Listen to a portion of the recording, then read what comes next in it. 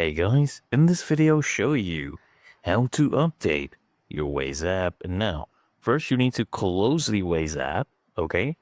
And then open up your Google Play Store if you are on Android, or if you are on your iOS device, you need to open up your Apple App Store. So here we go, this is my Google Play Store. Come here at the bottom and click on search, okay? Then come here and click on search apps and games at the very top, and then just search up Waze, okay?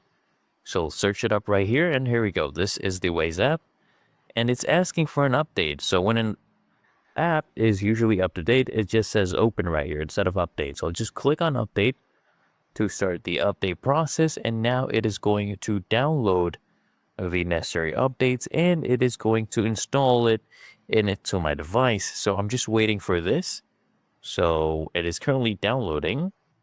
And here we go, it is fully done downloading, and now it is installing those updates, and in just a few moments I will be able to click here on open, okay?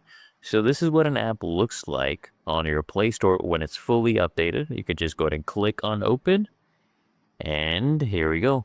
It's really that easy and simple.